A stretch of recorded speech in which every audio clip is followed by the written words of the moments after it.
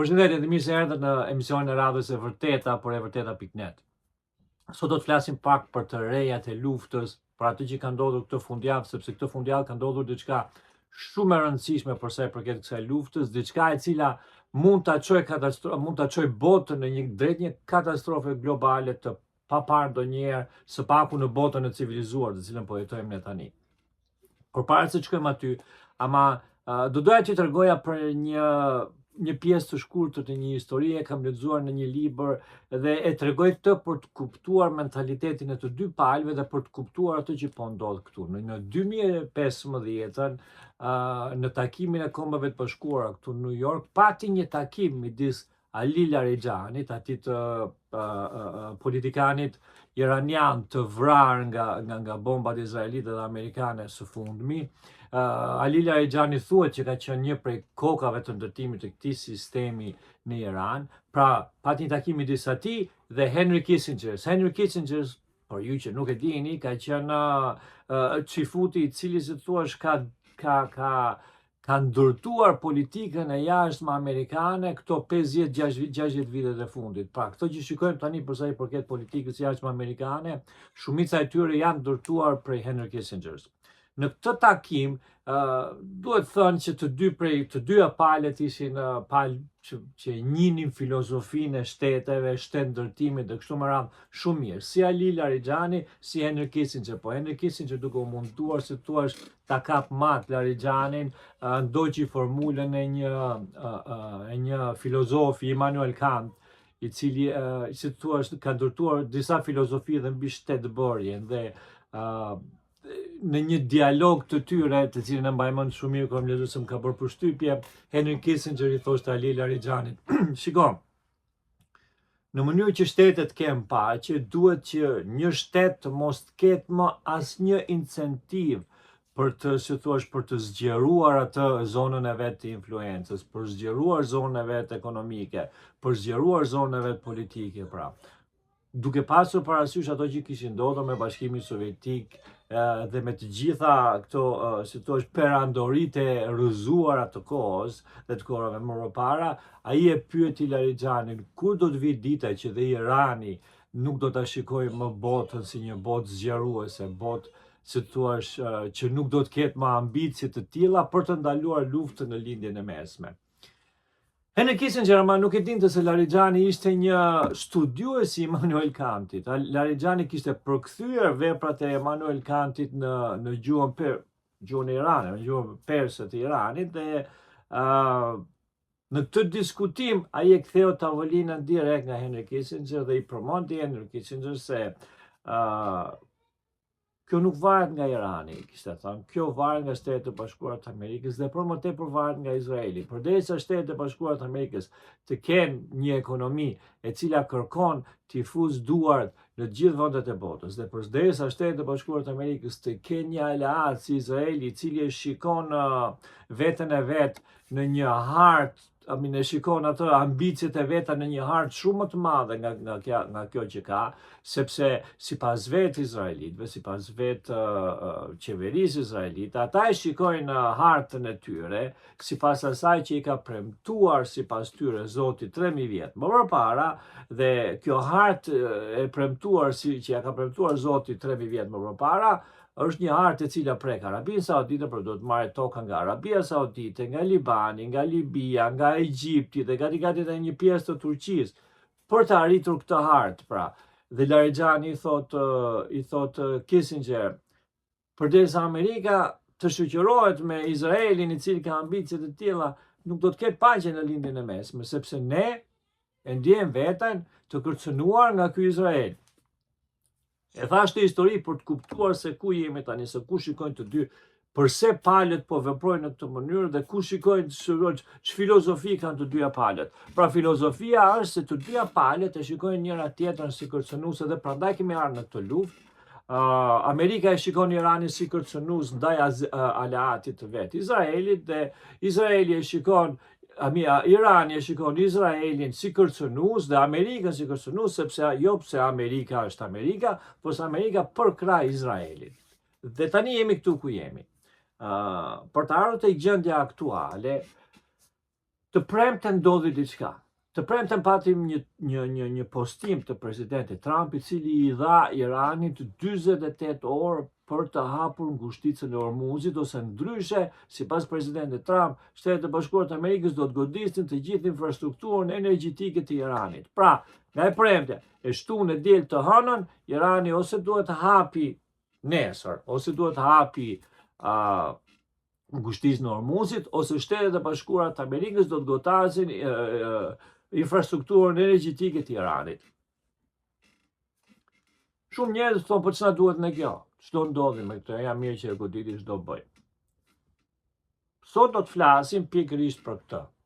Po sikur Irani të kundërpërgjigjet. Po sikur Irani të bëj atë që ka bërë deri tani, që është kundërpërgjigjur. Cila mund të jetë kjo kundërpërgjigje e Iranit dhe ç'pasoja mund të kemi ne? Flas Shtetet e Bashkuara të Amerikës, Europa dhe Shqipëria apo dhe Kosova. Cilat janë mundësitë e Iranit për të kundërpërgjigjur në momentin, dhe këto janë ato që i ka thënë vetë Irani, domethënë. Në momentin që do goditet infrastruktura energjetike e Iranit, Irani e shikon veten si shtet të rrëzuar. Pra nuk e shikon veten më si një shtet i cili mund të mbijetojë. Deri tani, bombat e Shtetit të Bashkuara të Amerikës dhe Izraelit kanë goditur një pjesë të infrastrukturës energjetike, po jo shumë, po më tepër kanë goditur këtë pjesën e infrastrukturës shtetërore, pra kanë goditur pjesën e infrastrukturës policore, ushtarake dhe kështu me radhë, në mënyrë për të mos t'ia bërë shtetit iranian të mundur funksionimin. Mi po siç kam thënë më përpara, ajo strategjia mozaik e ndërtimit të shtetit të Iranit ka bërë që dhe vrasja apo dekapitimi i leadershipit të tyre, si që ka ndodhur deri tani, apo dhe goditja e këtyre posteve të policisë dhe posteve ushtarake mos bëj asnjë gjë, dhe Irani funksionon si shtet, normalisht që është shumë i dëmtuar, po përsëri funksionon si shtet, dhe ata që kanë bërë, ata kanë pasur një sifar siç kemi pasur ne në Shqipëri, por shumë këta njerëzit spiuna, apo këta tjerë që bashkëpunonin me shtetin, ata kanë aktivizuar këtë gardë speciale, dhe këto janë njerëz që ju rinë në rrugë dhe ruajnë mbarvajtjen. Pra, kjo është një si polici speciale qytetare e cila mbron shtëpitë e veta, mbron vendin e vet nga çdo gjë që mund të ndodhi, dhe më e keqja se këta janë njerëz të cilët e gjersa deri dje policia funksiononte me gjyqje dhe me kështu me radhë, domethënë që e kishte një farë ndrojtje, një farë mbajtje. Tani këta njerëz janë njerëz që thuash që nuk kanë asnjë ndrojtje, këta të vrasin pa pikë problemi, dhe prandaj nuk ka asnjë shans tani me këtë strategji që po ndodh, që Irani të rrëzohet, pra qeveria e Iranit apo regjimi i Iranit të rrëzohet dhe të kthehet dhe të vijë regjimi të cilën po mundohet ta promovojnë Shtetet e Bashkuara të Amerikës dhe Izraeli. Deri tani, dhe prandaj me që këto të gjitha kanë dështuar, lufta po shkon drejt një aspekti akoma më tragjik dhe akoma më katastrofik. Po sikur të kundërpërgjigjet Irani, po sikur presidenti Trump, i cili me këtë që ka thënë, kjo është krim lufte, sepse në luftë nuk lejohet të goditet infrastruktura civile, dhe në qoftë se bëhet kjo është një krim lufte. Po në qoftë se presidenti Trump vazhdon këtë të hënën, cilat janë ato mundësitë e Iranit për të, si thua, për të na kthyer mbrapsht nderin neve, pra për të atakuar ato që na djegin ne, nëse ne i atakojmë ato që i djegin Iranit. Në radhë parë janë siç e dim të gjithë, dhe kjo është çështje që flitet nga gjithë, në radhë parë janë fushat e naftës, pra fushat energjetike, po nuk do të harruar, jo vetëm fushat e naftës, janë fushat e gazit, se Katari është një prej prodhuesve më të mëdhenj në botë të gazit, Bahreini gjithashtu, Omani gjithashtu, pra janë të gjithë këto shtete të cilat nuk jo vetëm prodhojnë naftë, po prodhojnë dhe gaz. Çdo të bënte kjo, pra çdo të sillte, dhe duke pasur parasysh që Irani i ka mundësitë për ta bërë këtë, pra i ka raketat, se po shikojmë që ata po godasin Izraelin, i cili është shumë më larg se sa Arabia Saudite dhe kështu me radhë. Pra duke pasur parasysh që Irani i ka mundësitë për t'i goditur këto, Irani mund të bëj këtë, do thonë që një pse nuk e ka bërë deri tani, por nuk e ka bërë deri tani sepse si thua nuk është në atë gjë, nuk është në atë grad në rrëzimit ku të mendoj që unë po shkoj, po mbytem, prandaj po marr me vete, siç merrim i mbyturit të gjithë me vete. Nuk është deri në atë grad. Ama një goditje, kjo që ka kërcënuar të bëj presidenti Trump, është pikërisht kjo, është mbytja e Iranit, dhe në momentin që ata e shikojnë që po mbyten, se do të mbyten, se ata me këtë energji mbajnë popullin gjallë, dhe ata 92 milion, 93 milion njerëz, pra është një mbytje katastrofale për ata. Ata do të mbysin, si që kanë thënë vetë, do të mbysin çdo kënd rreth e përqark dhe kudo që influencohet nga këta çdo kënd rreth e përqarku. Dhe si thash, fillon me goditjen e puseve të naftës dhe puseve të gazit. Çdo bëj kjo për ekonominë botërore. Do të kemi një katastrofë globale në qoftë se kjo ndodh. Do të kemi në radhë parë rrëzimin e shumë shteteve të vogla, shteti shqiptar, shteti kosovar, to shteteve të cilat nuk kanë mundësi të përballojnë këto shoke të ekonomisë së tyre. Pra janë shoke të cilat për shembull po vajti çmimi benzinës apo çmimi naftës për fuqi $200-250. Imagjino, çmimi është tani $100, si janë çmimet e ushqimeve, si është çmimi. Imagjino të dyfishohet. Të dyfishohet do të thotë që do të dyfishohen çmimet që janë tani të ushqimeve të gjitha. Vende me ekonomi të brisë, si Shqipëria dhe si Kosova janë vende të cilat do ta si thua ndjejnë këtë shokun të parët. Dhe janë vende për shkakun që unë për mendimin tim mendoj që jemi në një situatë aq shumë të rrezikshme sa është thyer edhe rendi botror dhe jemi në një situatë ku tani do të katandisen vende për shembull si Serbia, Shqipëria, Kosova dhe vende të tilla të luftojnë me njëra tjetrën për të marrë resurset e njëra tjetrës sepse nuk do të kenë resurse për të mbajtur popullin e tyre. Dhe prandaj që në qoftë se kjo ndodh do të kemi një katastrofë globale dhe një luftë globale sepse si thash vendet nuk do të kenë mundësi të kenë resurse për vendet e tyre. Mos harrojmë që Evropa, komplet Evropa, Gjermania, Franca nuk kanë resurse fare për energji. Do të thonë, as resurse për naftë, as resurse për gaz, ato çdo gjë e marrin të importuar këto. Pra, vendet të mëdha, si thash, do detyrohen të shikojnë botën duke pasur parasysh që dhe ky ligj ndërkombëtar po thyet, ku si thua, ujku i madh po ha delen e vogël. Vendet të mëdha do të arrijnë që për resurse do të arrijnë të gllaborojnë vendet të vogla të cilat nuk kanë mundësi të mbrohen ndaj këtyre vendeve të mëdha dhe kanë disa resurse. Dhe Shqipëria është një prej këtyre vendeve, pra në rreziku më të madh sepse ne kemi disa resurse nafte dhe kështu me radhë. Jo vetëm kjo. Çka ndodhur diçka tjetër që ka ndodhur tani, këto janë gjëra që kanë ndodhur tani që po ndodhin për momentin. Nuk duhet harruar që Katari është prodhuesi numër 2 në botë i plerave kimike. Nuk duhet harruar që Arabia Saudite e disa vende të tjera prodhojnë, si thua, molekula dhe pjesë të këtyre plerave kimike dhe janë nga eksportuesit dhe ata më të mëdhenj në botë. Nuk duhet harruar se kemi pasur edhe një shok nga ana e Bielorusisë dhe nga ana e Rusisë dhe Bielorusia ka qenë një prej vendeve të cilat eksportonin dhe ato një prej molekulave, si thua, më të kërkuara për të bërë këto plerat kimike, plerat azotike, çdo që përdoren për mbjellje. Tani, në këtë moment që flasim neve, çmimi i plerave kimike është rritur 34% në bursën e Chicagos, pra në bursën kryesore që merret me plerat kimike. 34% tani në këtë moment.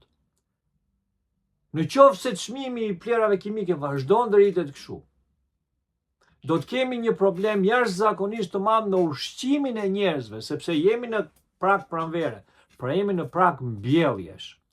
Plerat kimike, duke pasur parasysh këto, si thua, numrin e madh të popullsisë në botë, plerat kimike përdoren për të siguruar ushqimin e popullsisë në botë, pa për të siguruar rritje më të shpejtë, rritje më të shëndetshme, pra më të madhe, si thua, për gjitha arsyet që përdoren plerat kimike. Dhe rritja e këtyre çmimeve do të sillte rritjen e çmimit të produkteve ushqimore, të grurit, të misrit, të frutave, të perimeve. Dhe nuk duhet haruar që në radhë parë kemi energjin e cila çmimi i saj është rritur, pra gazi, nafta dhe kështu me radhë, pra ky është çmimi i energjisë dhe çdo gjë për të prodhuar kërkon energji, siç e dimë ne. Dhe prandaj çmimi është rritur vetëm me energjinë, vetëm për energjisë. Duke i shtuar energjisë, kemi shtimin gjithashtu duke i shtuar çmimin e rritjen e çmimit të energjisë, kemi shtimin e rritjes së çmimit të plerave kimike tani më. Pra kemi një rritje gati të dyfisht të çmimit për prodhimin dhe transportimin e ushqimeve. Gjë që do të sjellë një rritje të drastike të çmimeve të ushqimeve dhe prandaj them që vende me ekonomi të brisht, vendet vogla, vende me ekonomi të brisht, të cilat nuk e përballojnë dot të shok, do të detyrohen të shikojnë tek vende të tjera të afërta për të glabruar këto vende në mënyrë për të marrë resurset për të ushqyer popullsinë e vet. Pra, jemi në një situatë që unë kam kohë që e them, në një situatë ku me thënë të vërtetën nuk e kemi parë ndonjëherë veten gjatë këtyre paku 8 viteve të fundit, pra jashtë luftës dytë botërore apo luftës parë botërore. Pra kjo është dhe një mundësi tjetër që ka ndodhur dhe po ndodh. Pra Irani mund të godasë edhe këto fabrika. Ky lloj çmimi është ngritur vetëm nga ndalimi i qarkullimit në ngushtisë në Hormuzit. Llogarit sa do të rritet ky çmim i plerave kimike, në qoftë se Irani godit këto fabrika të plerave kimike, pra që akoma prodhojnë, po që kanë vështirësi të transportohen. Llogarit domethënë sa mund shkojë çmimi këtyre. Dhe këto, siç thash, kanë të bëjnë me çmimin e ushqimeve. Ka dhe diçka tjetër që ka në dorë Irani. Në ujërat e Iranit, në ujërat e ngushtisës Hormuz, kalojnë disa kablo interneti lidhëse jashtëzakonisht të rëndësishme, të cilët lidhin Europën me lindjen e mesme, me Kinën, pra me Azinë, me Azinë perëndimore dhe Azinë lindore, dhe gjithashtu këto lidhin edhe shkojnë gati edhe në Australi, pra lidhin edhe Europën me Australinë dhe kalojnë nëpër këtë ngushtisë të Hormuzit. Ç'mund të bëhet Irani? Irani mund të presë këto kabla. Dhe në qoftë se Irani pret kablot, llogarisni një shkëputje totale interneti, e do thoni ju, po ç'na gjen ne si shkëputit tonë? Nuk është problemi se shkëputet interneti i telefonit, sa shohat se e ke telefon, se e bon, nuk është kjo problemi. Problemi është që i shkëputet interneti kompanive, i shkëputet interneti kompanive me shitje blerje, i shkëputet interneti kompanive të cilat duhet patjetër të kenë lidhje me njëra tjetrën për të funksionuar, sepse në ditën e sotme janë kompani multiglobale dhe kjo do të sjellë një shkëputje të këtij zinxhirit prodhues. Dhe ky është problemi më i madh. Në qoftë se ne kishim një problem në kohë të Covid. Në kohën e Covid u bë një problem, pam ç'pasoja pati ekonomia, po në kohën e Covid do të kuptoni që problemi ishte ky. Kishte prodhim, nuk ishte problemi tek prodhimi, por ishin njerëzit të cilët nuk blenin prodhimin, sepse ishin të mbyllur në shtëpi. Dhe kështu nga që njerëzit u mbyllën në shtëpi, edhe këto, si thua, linjat prodhuese patën një shok. Dhe nuk pati dhe prodhim, po nuk ishte se nuk pati prodhim sepse ishin shkatëruar linjat prodhuese. Nuk pati prodhim sepse nuk kishte kërkesë konsumi nga njerëzit në radhë parë, dhe nuk kishte njerëz që të punonin sepse ishin mbyllur njerëzit në shtëpi në shumicën e kohës dhe ishin panikuar kështu me radhë. Dhe pam se ç'i ndodhi ekonomisë në këtë rast, llogarit tani kur kemi të kundërtën. Pra kemi njerëz të cilët kanë kërkesë për konsum, do më thonë nuk janë të mbyllur njerëzit në shtëpi, kanë kërkesë për naftë, kanë kërkesë për ushqim, kanë kërkesë për çdo gjë, por nuk mund të prodhohet dot gjë, sepse në radhë parë është shkatruar burimi kryesor, po shkatruan fabrikat, po shkatruan puset e naftës, po shkatruan gjitha, por jo vetëm kaq, po kjo prerja e internetit do të shkatronte edhe këtë zinxhirin funksionues logjistik të këtyre kompanive të cilat bëjnë të mundur sjelljen, si thua, të naftës nga Arabia Saudite, për shembull në Shqipëri apo në Amerikë apo kudo që shkohet. Pra në qoftë se prishet dhe ky zinxhir, atëherë dhe këto janë zinxhire që në qoftë se prishet nuk rregullohen dot brenda 2-3 ditësh apo 2-3 muajsh siç u bën në kohë të Covidit, që u rregulluan duke dolën njerëzit, u kthyen njerëzit në punë, filloi prodhimi, pra 3 muaj, 5 muaj, 6 muaj, e si thua rregullohen të rrugët. Jo, këto nuk bëhen dot, se duan vite të tëra për të rindërtuar këto. Dhe imagjinoni një botë ku duhen vite të tëra për të kthyer këtu ku jemi ne tani. Jo këtu ku jemi ne tani, po këtu ku ishim përpara 3 javësh. Llogarit që do duhen vite të tëra duke paguar një ushqim të 2 apo 3 fish nga ky që po paguajmë tani. Duke paguar benzinë të 2 apo 3 fish nga kjo që po paguajmë tani. Po do thoni po pse e bën Amerika këtë, pse? Me thënë të vërtetën, nga të gjithë këto vende, Evropa është drejt shkatërimit. Në qoftë se kjo ndodh, unë ju garantoj që Evropa është drejt shkatërimit dhe unë ju garantoj që në Evropë do plasë lufta. Do të ketë luftra, sepse siç thash, nuk do ketë vende, si thua këto vendet nuk do kenë resurse për të mbajtur njerëzit e vet, për të mbajtur popullsinë e vet. Pra Evropa do të shkojë drejt, për mendimin tim, drejt shkatërimit. Në Ballkan do të kemi luftra të menjëhershme, dhe besoj që Ballkani do të jetë i pari, ai se Ballkani është gati, ne po shikojmë një Serbi e cila po mbi armatoset, pikërisht për këtë punë. Unë kam kohë që flas, kam kohë që i them politikës shqiptare, politikës kosovare. Duhet armatosur, mos mbani shpresat tek Amerika. Ne kemi vjetur gjumë ka shumë kohë se ona do Amerika, na mban Amerika, dhe okej, deri tani e kemi kaluar këtë kal. Nuk ka më Amerika, nuk ka më kohë të merret me Evropën, me Ballkanin. Amerika me këtë që po bën, jo vetëm është tërhequr nga Evropa, por është plani i saj të bëj këtë që po bën, sepse nuk e shikon më në presidentin Trump Evropën si një aleat. E kemi parë këtë dhe nga postimet e presidentit Trump. Shtetet e Bashkuara të Amerikës kanë zgjedhur Izraelin si aleat. Dhe zgjedhja e Izraelit si aleat do të thotë një Izrael të madh, një Izrael i cili mbizotron lindjen e mesme dhe prandaj po bëhet kjo luftë, dhe një Izrael kthimi në një superfuqi të vogël në lindjen e mesme, se pas rrëzimit të Iranit dhe pas dobësimit të gjithë këtyre vendeve, se një luftë e tillë, një goditje e Iranit dhe Irani përgjigje pas, çdo bënte. Do shkatronte jo vetëm Iranin, po do shkatronte Arabinë Saudite, do shkatronte të gjithë vendet e lindjes së mesme, përveç Izraelit, se Izraeli ka Amerikën dhe është në rregull për atë punë. Me se dhe ata do shkatrohen pak, po ata mundet të ringrejnë vetën, se kanë të gjithë që futët tu në Amerikë, që kanë parajnë në përbot, që do në bëjnë dhurime dhe kështu me radhë. Po lindja e mesme do të shkatrojnë.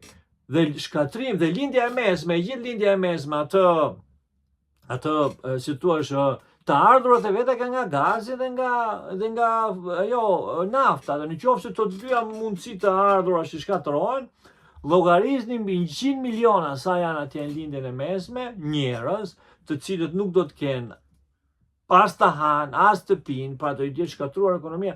Llogarisni ku do shkojnë ato. Llogarisni numrin e emigrantëve që do të kenë në Evropë.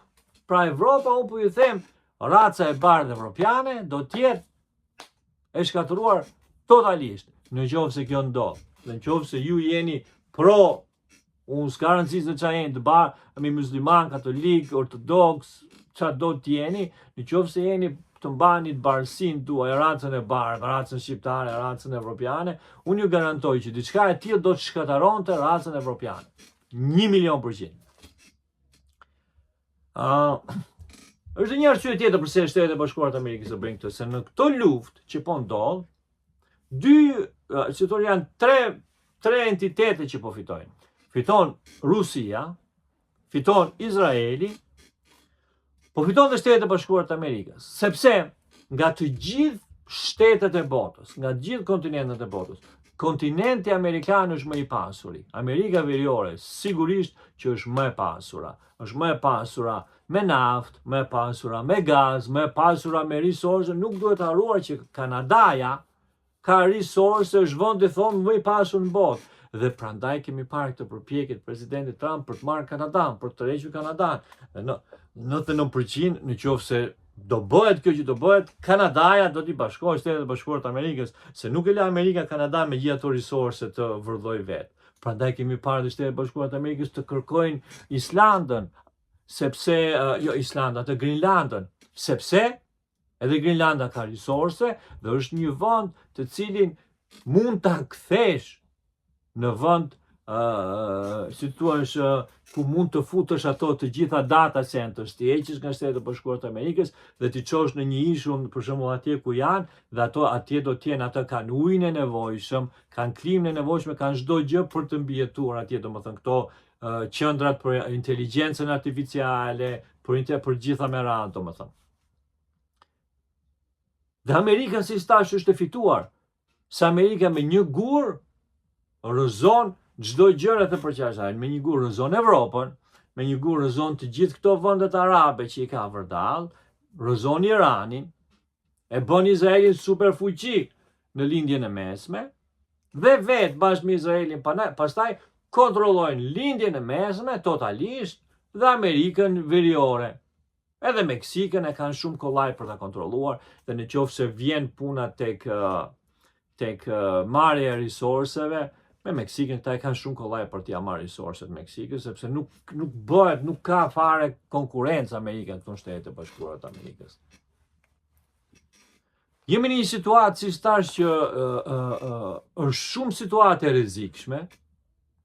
Të shpresojmë që diçka do ndodhi midis sot dhe nesër, por në qoftë se nuk ndodh, në qoftë se kemi një agrivim të situatës, një goditje nga amerikanët dhe një kundërpërgjigje nga Irani, sinqerisht ju them që shpresoj që politikanët tanë të kenë marrë masa për atë që do të ndodhi, sepse ajo që do ndodhi nuk është diçka e bukur. Nuk është diçka e mirë as për Kosovën, as për Shqipërinë dhe as për vendet e vogla. Unë ju ftoj të shkoni tek evërteta.net, sepse kam shumë artikuj, kemi bërë shumë artikuj atje. Jam unë së bashku me një ekip të vogël, me disa miq, pra një ekip i vogël, i cili i shkruajmë këto artikuj, megjithmonë që këto artikuj janë të kontrolluara jashtëzakonisht mirë, dhe si thash për ju që keni, që doni të merrni, doni të kuptoni se ç'po ndodh, edhe në për shumë vende shikoj analistë dhe analizat të cilat i bëjnë analiza partijake, analizat të influencuara nga njëri lob apo nga lobi tjetër.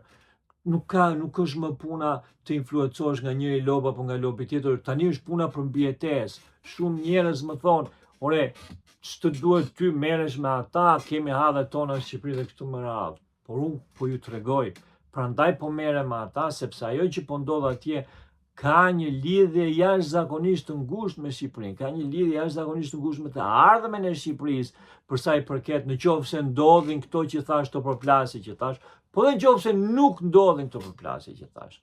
Ka një lidhje jashtëzakonisht madhe me Shqipërinë, sepse shumë shpejt në qoftë se vazhdojmë në këtë drejtim, ku po na çojnë politikanët tanë, politikanët e të dy krave, pra si Edi Rama, si Berisha, nuk më intereson se i cilit kraj je, duke parë drejtimin që po na çojnë të dy politikanët, të dy palët e politikës, së bashku dhe me ata që janë në mes, se të gjithë, si të thuash, shumica që kanë parë janë të një qëndrimi, së shpejti, shqiptarët në Shqipëri nuk do të kenë mundësi të gëzojnë asnjë pasuri të tyre.